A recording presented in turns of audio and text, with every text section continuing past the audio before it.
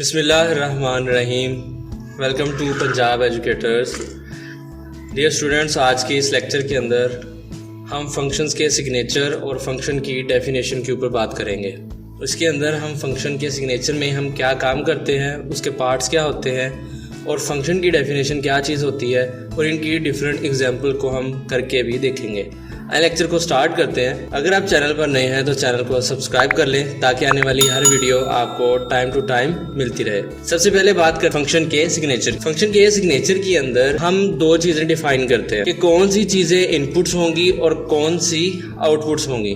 Function एक basically block है statements का जो कुछ काम करता है या कुछ फंक्शन या कोई टास्क परफॉर्म करके देता है, लेकिन वो किस तरह से काम करता है उसके लिए उसको कुछ इनपुट्स चाहिए होती हैं। उन इनपुट्स के ऊपर वो कोई ना कोई प्रोसेसिंग या कोई टास्क परफॉर्म करके आपको कोई ना कोई आउटपुट जनरेट करके आपको वापस देता है। फंक्शन के अंदर जो वैल्यूज़ या कुछ वेरिएबल्स या जो डेटा हम फंक्शन को इनपुट के तौर पर देते हैं उनको हम पैरामीटर्स कहते हैं। और फंक्शन जो आपको टास्क परफॉर्म करने के बाद आपको जो आउटपुट देता है वो उसकी रिटर्न वैल्यू कहलाती है। एक फंक्शन के अंदर मल्टीपल पैरामीटर्स हो सकते हैं, यानी उसके अंदर हम 1, 2, 3, 4 यानी मल्टीपल इनपुट्स को हम भेज सकते हैं, लेकिन रिटर्न वैल्यू हमेशा एक ही होगी।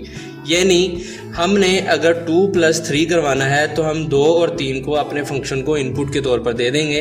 रिटर्न में आपको वो सिर्फ और सिर्फ उसका आंसर यानी 5 आपको रिटर्न करेगा। यानी रिटर्न की वैल्यू सिर्फ एक ही हो सकती है, एक से ज़्यादा रिटर्न वैल्यूज़ नहीं हो सकती, जबकि पैरामीटर्स यानी इनपुट बहुत सारी हो सकती हैं। फंक्शन का सिग्नेचर इन्हीं इनपुट्स एंड आउटपुट्स को डिफाइन करने के लिए इस्तेमाल किया जाता है, जो ये बताता है कि आपका फंक्शन कौन कौन सी चीज़ों को इनपुट लेगा, वो किस तरह की होंगी और आउटपुट क्या होंगी। फंक्शन सिग्नेचर का जनरल स्ट्रक्चर कुछ इस तरह से होता है कि सबसे पहले इसकी हम लिखते हैं रिटर्न टाइप। रिटर्न टाइप का मतलब वो क्या डेटा होगा जो ये फंक्शन हमारा रिटर्न करेगा और उसकी डेटा टाइप क्या होगी। सपोज 2 + 3 करते हैं तो इसका रिजल्ट आएगा 5। जो 5 रिजल्ट है ये हमारा फंक्शन रिटर्न करेगा और 5 की रिटर्न टाइप क्या होगी, वो इंटीजर होगी। तो रिटर्न टाइप की जगह पे हम इंट लिख देते हैं। आगे बात आती है फंक्शन नेम की। फंक्शन नेम हमारा फंक्शन का आइडेंटिफायर होता है। आइडेंटिफायर जिसकी मदद से हम अपने फंक्शन को आइडेंटिफाई करते हैं कि हमारा फंक्शन कौन सा है। ये एक्चुअली फंक्शन का नेम होता है।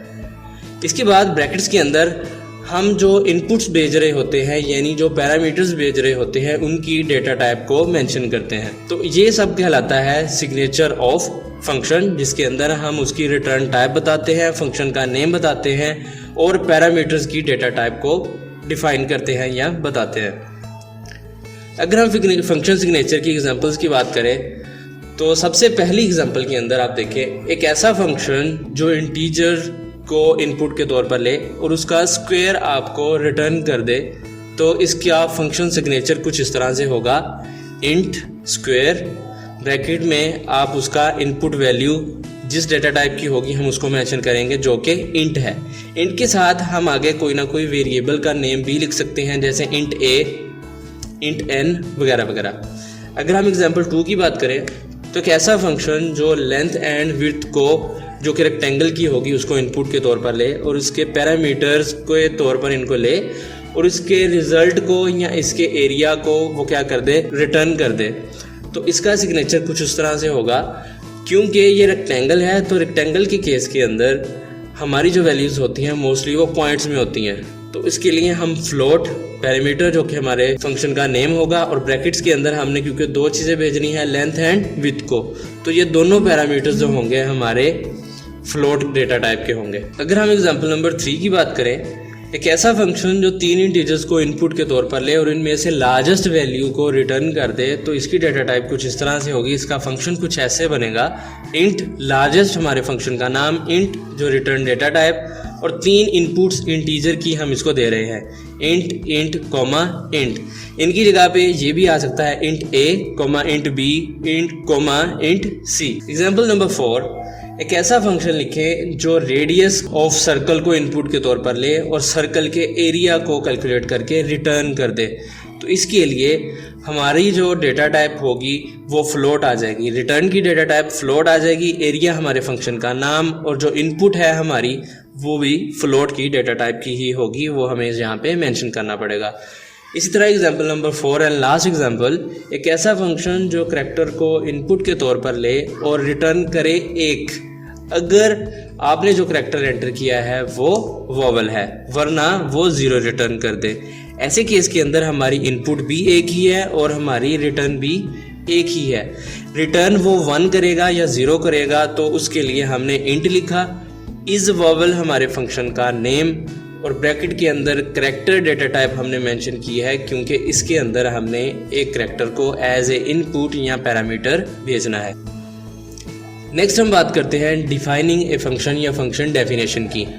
फंक्शन डेफिनेशन हम इसलिए यूज़ करते हैं क्योंकि फंक्शन सिग्नेचर फंक्शन हमारे फंक्शन ने क्या टास्क परफॉर्म करना है उसको एक्सप्लेन नहीं करता, ये काम फंक्शन डेफिनेशन करती है।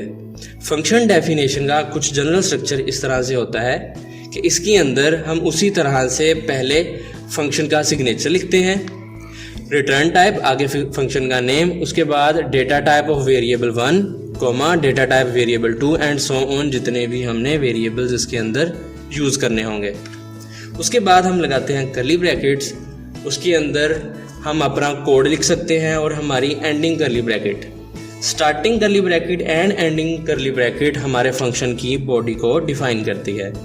इसका मतलब ये हुआ कि हम इन दोनों कर्ली ब्रैकेट्स के दरमियान हम जो भी टास्क या जो भी स्टेटमेंट्स लिखेंगे वो हमारे फंक्शन की बॉडी कहलाएगी और हमारे फंक्शन की बॉडी एग्जैक्ट हमारे फंक्शन सिग्नेचर के बिल्कुल नीचे होती है। अगर हम इसकी एक एग्जांपल करें, एग्जांपल कोड 5.1, तो उसके अंदर हम एक फंक्शन बनाएंगे जिसका नाम शो पैनग्राम होगा, जो किसी भी चीज़ को इनपुट के तौर पर नहीं लेगी और ना ही रिटर्न टाइप उसका कुछ होगा, बल्कि वो सिर्फ और सिर्फ एक मैसेज डिस्प्ले करेगा कि a quick brown fox jumps over the lazy dog, जो आपको कंप्यूटर की स्क्रीन पर दिखाया जाएगा।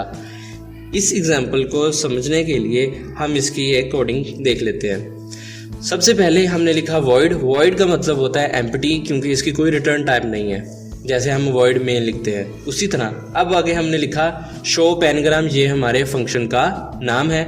आगे हमने ब्रैकेट्स लगा दी, उसके अंदर भी हम क्योंकि कोई पैरामीटर पास नहीं कर रहे इसलिए इसको हमने एम्प्टी छोड़ दिया। नेक्स्ट इसकी बॉडी को स्टार्ट किया, उसके अंदर हमने लिखा print f backslash n a quick brown fox jumps over the lazy dog, और एट देन हमने फिर से बैकस्लैश n को यूज़ किया है।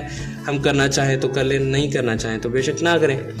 इसके बाद हमारे फंक्शन की बॉडी एंड हो जाती है। अब इस एग्जांपल को अगर हम समझें तो देखें कि ये फंक्शन क्योंकि कोई वैल्यू हमें रिटर्न नहीं कर रहा और ना ही इसने किसी वैल्यू को इनपुट के तौर पर लिया है, इसलिए हमने इसको वॉइड शो पैनग्राम और ब्रैकेट्स या पैरेंथेसिस को हमने क्या किया, एम्प्टी छोड़ा है। इसकी मजीद प्रैक्टिकल इम्प्लीमेंटेशन हम आप आने वाले नेक्स्ट लेक्चर में देखेंगे कि हमने इस वॉइड शो पैनग्राम को अपने मेन फंक्शन के अंदर किस तरह से कॉल करना है। उसके लिए हम नेक्स्ट लेक्चर के अंदर इसकी बाकायदा प्रैक्टिस भी करेंगे। नेक्स्ट हम इसकी एक और एग्जांपल देख लेते हैं जो कि एग्जांपल कोड 5.2 है। तो इसके अंदर हम एक फंक्शन लिखेंगे जो 2 इंटीजर्स को एज इनपुट यानी पैरामीटर लेगा और इसके सम को रिटर्न करेगा। इट मीन्स इसने हमारे पास 2 वैल्यूज़ को इनपुट भी लेना है और एक सम को रिटर्न भी करना है। तो इसकी फंक्शन डेफिनेशन कुछ इस तरह से बनेगी, int add into int x comma int Y.